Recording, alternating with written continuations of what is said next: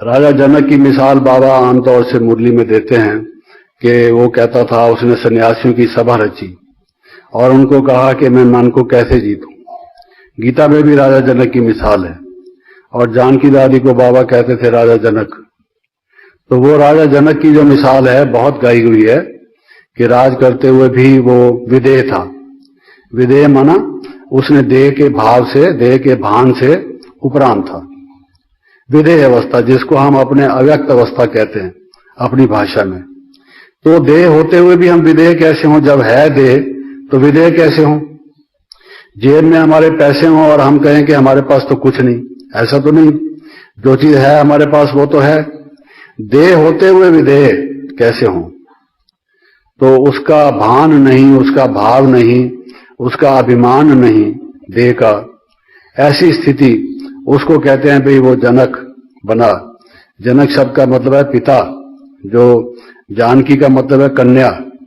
वो जनक की पुत्री थी और जनक उसका पिता था। ये कोई प्रॉपर नेम नहीं है, भाव एक कन्या और उसके पिता की कहानी बताई गई है।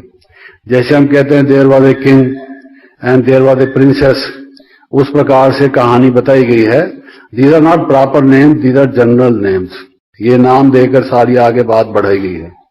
वो किसान की तरह से हल चला रहा था, बीच में से वो निकली तो वो मटके में से कोई थोड़ी निकलता है। ऐसे ही पैदा होने लगे तो फिर डॉक्टरों का धंधा ही खत्म हो जाए। ये सारे गायनोकोलॉजिस्ट तो एक ही दिन में डिसमिस हो जाए सब, कोई ऐसी बात तो होती नहीं।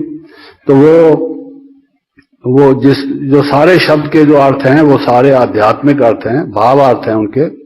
सीता शब्द का अर्थ क्या है? जहां से मेढ़ से निकली उसका क्या भाव है? वो जिस कलश से निकली उसका क्या भाव है?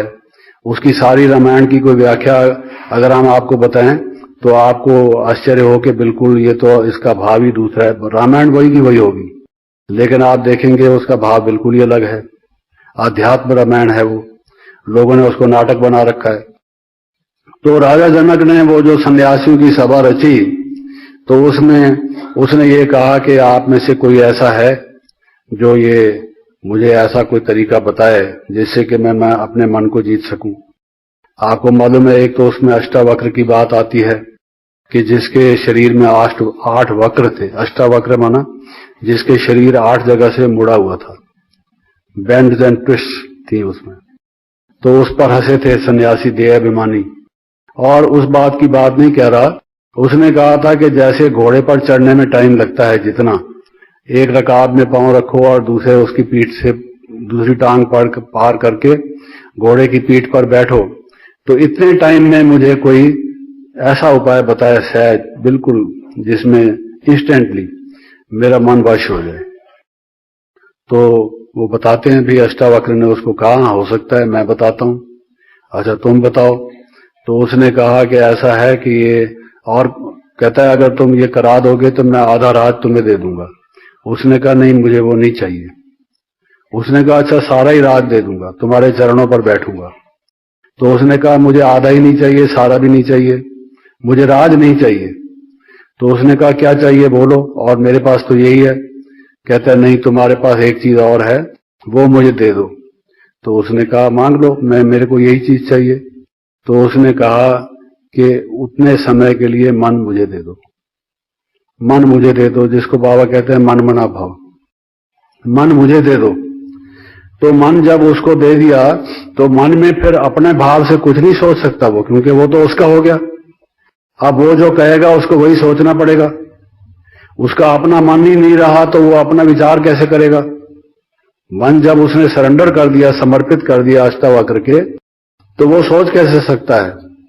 तो इसलिए उसने कहा कि सही बात कह रहे हो। कहता है हाँ। उसने कहा फिर उसमें से तुम कोई संकल्प नहीं कर सकते, जो संकल्प मैं कहूंगा वही करना पड़ेगा।